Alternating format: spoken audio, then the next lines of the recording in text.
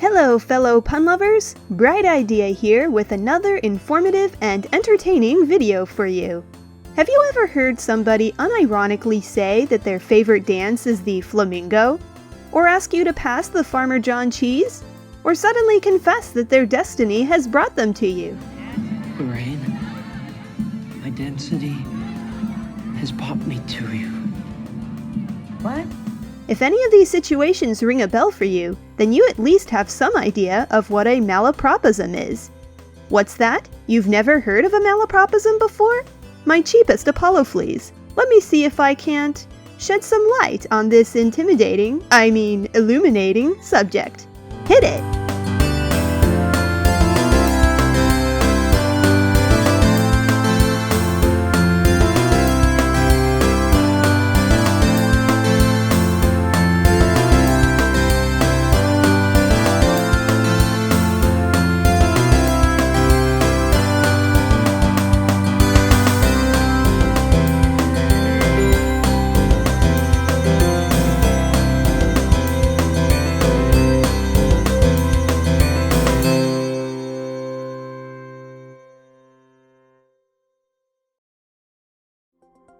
Malapropisms. What are they? How do you recognize them? And how does one sprinkle some into their writing for best comedic effect?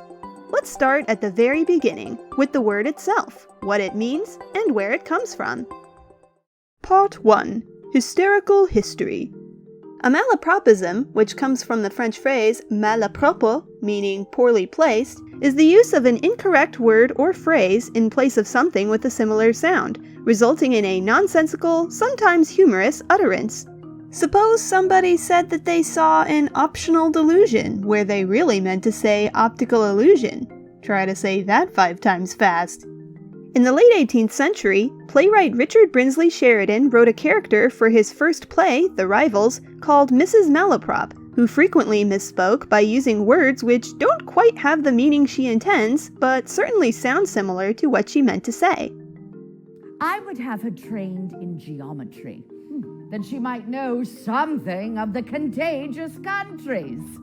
I would have her be mistress of orthodoxy, that she might not misspell and mispronounce words so shamefully as girls usually do, and that she might reprehend the true meaning of what she is saying.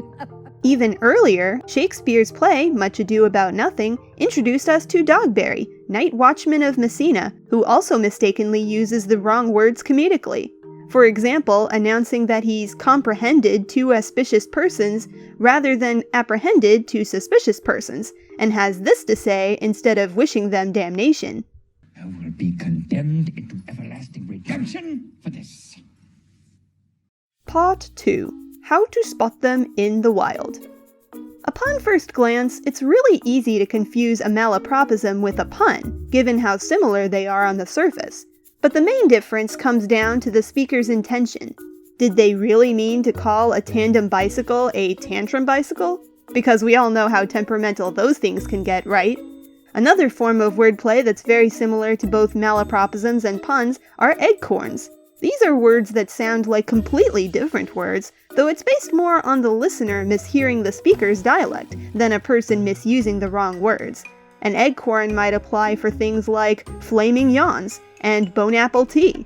Malapropisms can frequently be found in funny page comics like Family Circus, on TV shows like Rugrats and All in the Family, and most anywhere on the internet, particularly in the Bone Apple Tea subreddit. Part 3. When and how to use them. Let's say you want to write a character who's earnest but kind of incompetent, or one who's young and wants to impress people with their limited vocabulary, or someone who's mean-spirited but not all that threatening. Giving these character types a malapropism or 2 in their dialogue will get all those ideas across super effectively. Great comedy comes from subverting audience expectations, and having a character say one thing when they really mean another, is a quick way to convey qualities like naivete, absent-mindedness, and superiority. Take a look at some of these popular examples in media. That's right. Nicely. We'll sneak up. Come on, man. Careful, man. Search every hook and granny, crooked search everywhere. Your Majesty, I grovel at your feet. Stop it. It's not gravel, it's grovel. Well, you know what they say. You can't make an omelet without breaking a few legs. That's actually not the saying. It isn't? Then we need to send out some apologies. Frank! He's appointing himself judge, jury, and executioner! He's not judge, jury, and executioner! He is! The ironing is delicious. The word is irony.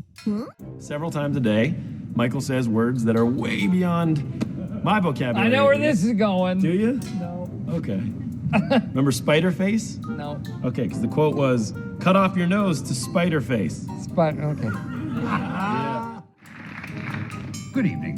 I'm speaking to you tonight, once again, as the chairman for the Loyal Society for the Prevention of Mispronunciation. A society formed to help people who can't say their worms correctly. I myself often use the wrong worms, and that is why I was elected charming of the society. Part 4. In conclusion. Though laughing at a malapropism may come at the expense of whoever is making them, it can also be an opportunity to expand one's vocabulary. After all, whether it's spoken, written, or signed, language is one of the best tools we have, and the more we love it, the better we'll use it, and vice versa. You get the idea. The bright idea, that is. If you enjoyed this video, please share it with your fellow pun-loving friends, and while you're at it, don't forget to leave a comment, give it a like, and if you haven't done so already, subscribe for more, wait for it, bright ideas. Until next time, see you later.